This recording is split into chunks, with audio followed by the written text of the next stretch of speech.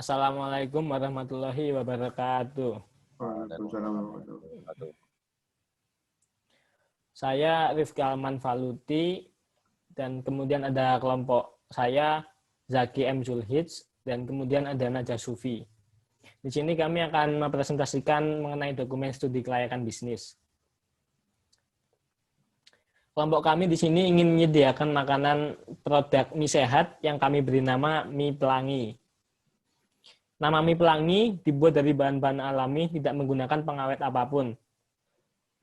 Pelangi itu sendiri disesuaikan dengan warna mie dan bahan baku yang kami sediakan. Semua kalangan bisa menikmati mie pelangi ini, mulai dari anak-anak, remaja, dewasa, hingga orang tua. Bahkan pecinta mie sekalipun wajib banget untuk mencicipi mie pelangi ini.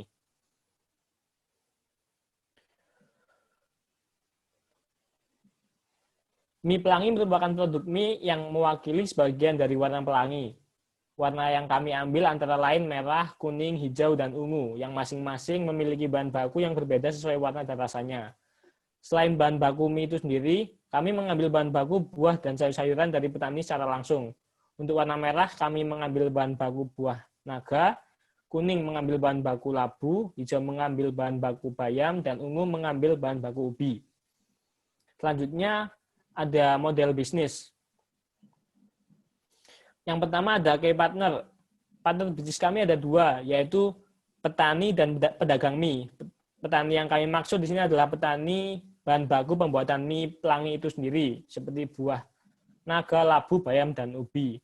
Lalu selanjutnya ada key activities, yakni pembeli bahan baku pembuatan mie pelangi disertai dengan pengawasan langsung oleh tim kami untuk menjaga kualitas bahan baku.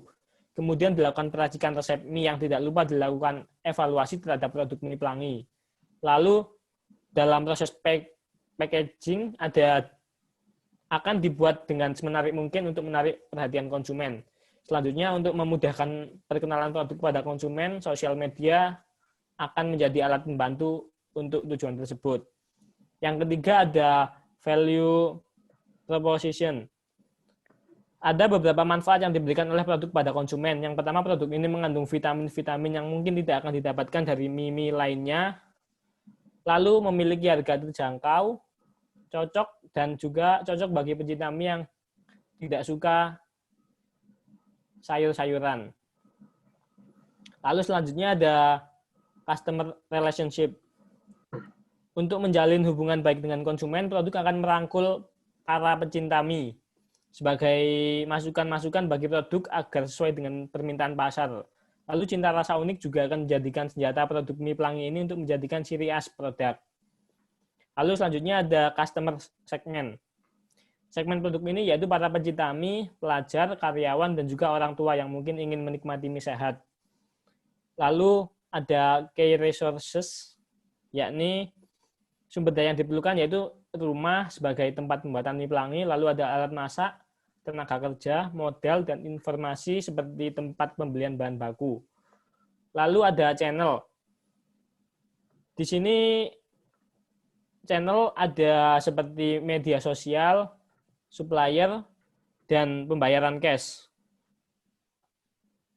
Lalu ada cost structure, meliputi bahan komponen biaya seperti biaya bahan baku mie pelangi, biaya training karyawan, gaji karyawan, dan biaya transportasi, produksi, dan operasional.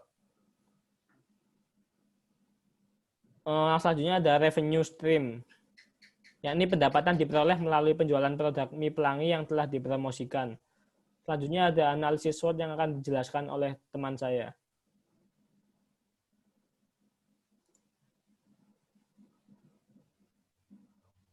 Ya, saya akan menjelaskan analisis SWOT tentang mie pelangi.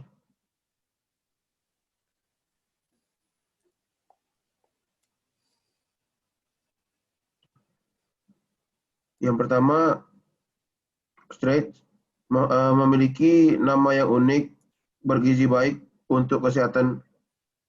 Produk pasti belum banyak di pasaran dan harga lebih terjangkau. Terus ada Weakness, mudah ditiru dan mie sehat masih belum eksis di kalangan pencinta mie. Dan yang berikutnya, opportunities. Di masa mendatang, konsumsi sehat sangat dibutuhkan mengingat kesehatan masyarakat menjadi hal nomor satu saat ini. Berikutnya ada Treats adalah pesaing yang cukup terkenal pada produk mie sehat ini, yaitu Lemonilo.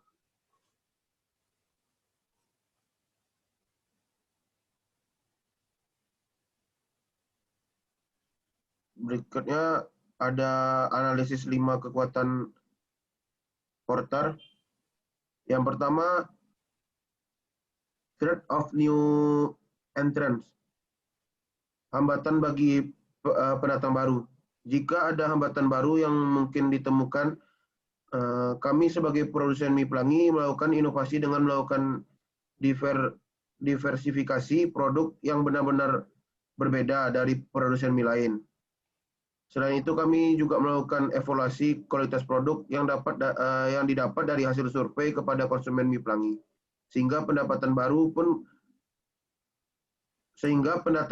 kecil kemungkinan bagi mereka untuk meniru produk mie pelangi kami.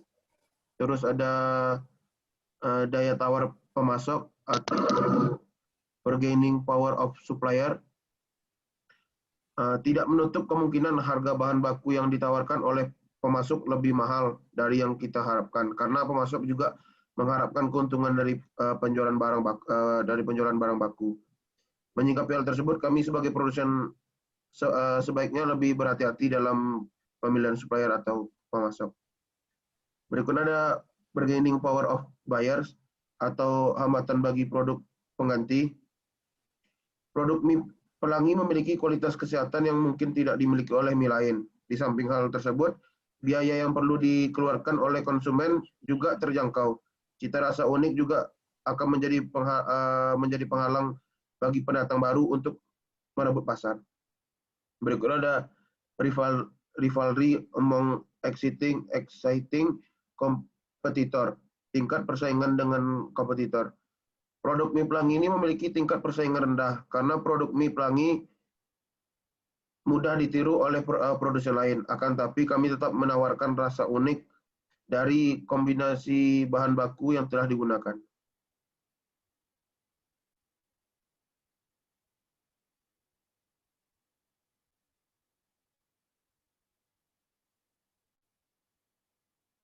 Dan aspek pasarnya,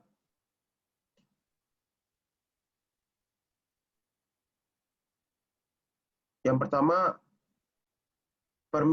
permintaan saat ini. Menurut data dari Asosiasi Mie Instan Dunia atau WINA, Indonesia merupakan negara yang memiliki tingkat konsumsi mie paling besar kedua di dunia. Selama kalender 2019 dengan jumlah konsumsi 12,6 miliar bungkus mie instan dalam setahun. Hal ini tidak bisa dipungkiri. Mie menjadi salah satu produk makanan yang memiliki peminat cukup tinggi di Indonesia. Perkiraan perminatan 3 tahun mendatang, omset perusahaan makanan organik seperti Nourish Organik di Inggris per Maret 2020 dilaporkan mengalami peningkatan penjualan sekitar 30%. Permintaan terhadap sayur organik pun melonjak. Terus prediksi kelompok kami, tahun 2021 total penjualan mencapai 2.000 bungkus, tahun 2022 total penjualan mencapai 2.200 bungkus, naik 10%. Tahun 2023 total penjualan mencapai 2.500 bungkus, naik 12%. Tahun 2024 total penjualan mencapai 3.000 bungkus, naik 16%.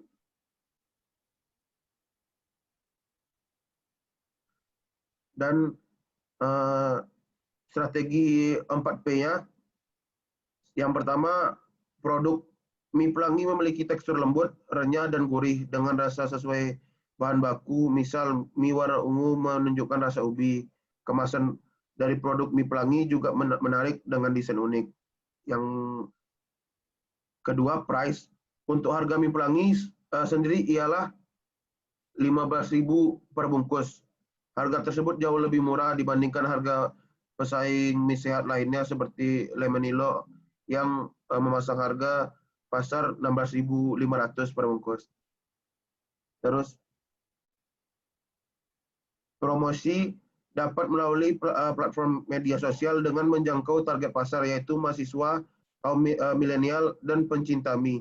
Maka dari itu, semakin banyak relasi yang kita bangun, maka penjualan mie pelangi pun jauh lebih melesat. Berikutnya, Flash. Mie pelangi merupakan homemade atau produk rumahan. Jadi kami menggunakan rumah sebagai tempat produksi dan packaging untuk pemasukan bahan baku. Kami menghubungi pelanggan, menghubungi pedagang sayur atau buah di pasar dan petani langsung yang ada di sawah sehingga menghidupkan ekonomi sektor pedagang kecil dan petani.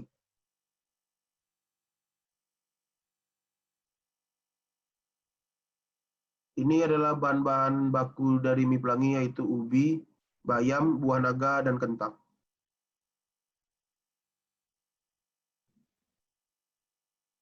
Selanjutnya akan dijelaskan oleh teman saya. Saya di sini akan menjelaskan tentang aspek teknis dan operasi. Yang pertama, pemilihan lokasi pabrik atau bisnis. Mie pelangi ini diproduksi hanya di rumah saja, karena untuk bahan bakunya supaya tidak kami bisa mendeteksi langsung dari pemasok-pemasoknya.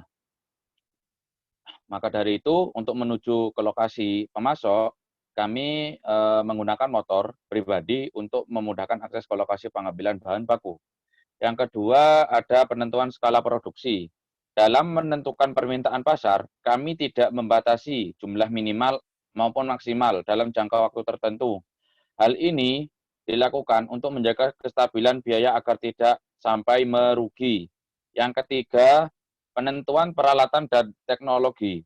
Kemampuan kami dalam memproduksi mie pelangi masih menggunakan alat-alat sederhana tanpa bahan pengawet sedikit pun di dalamnya, dan itu dilakukan untuk menjaga kualitas makanan sehat mie pelangi tersebut.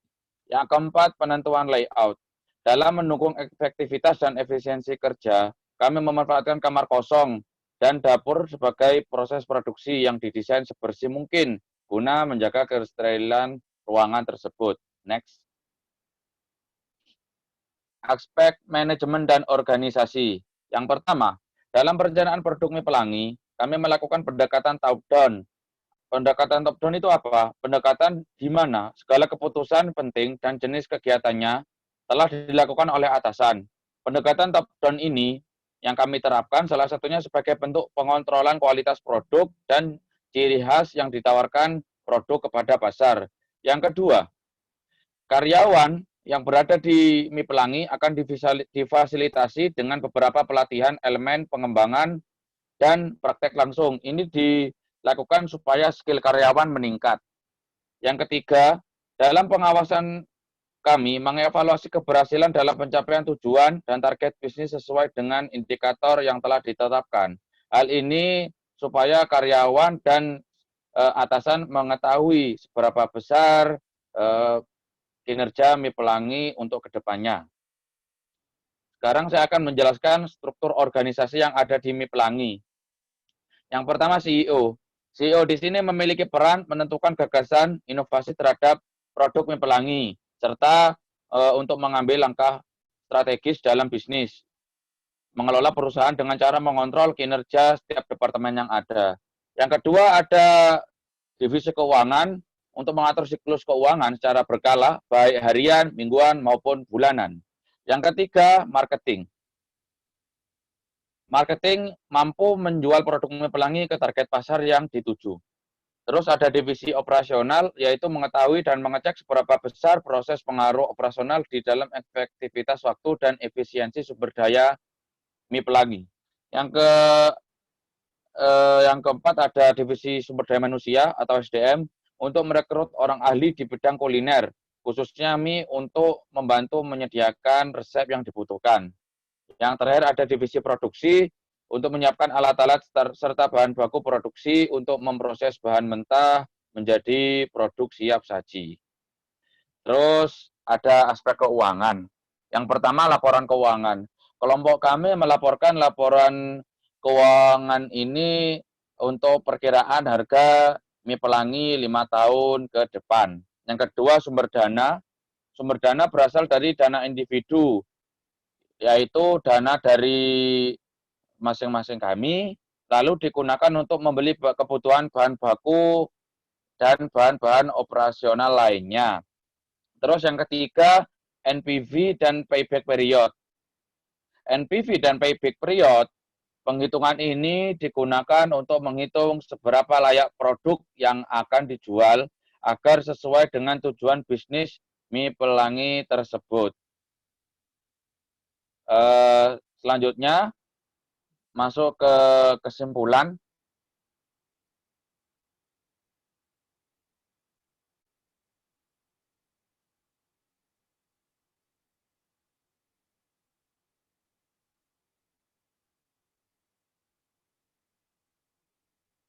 Kesimpulan yang dapat disampaikan dari produk mie pelangi ini ialah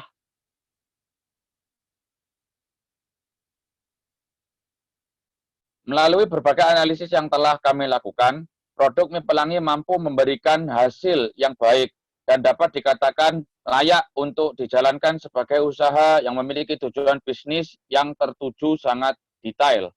Dan juga dapat dilihat dari hasil NPV yaitu 504.246 yang berarti NPV-nya positif dan mengartikan bahwa usaha mie pelangi ini layak untuk dijalankan untuk jangka panjang. Karena usaha ini akan lebih baik ketika ada dukungan dari beberapa pihak seperti kesadaran masyarakat akan pentingnya mengonsumsi makanan-makanan yang baik dan sehat, dan tentunya makanan mie pelangi ini memiliki nutrisi yang cukup bagi tubuh. Sekian presentasi dari mie pelangi dari kelompok kami, kurang lebihnya kami minta maaf. Wassalamualaikum warahmatullahi wabarakatuh.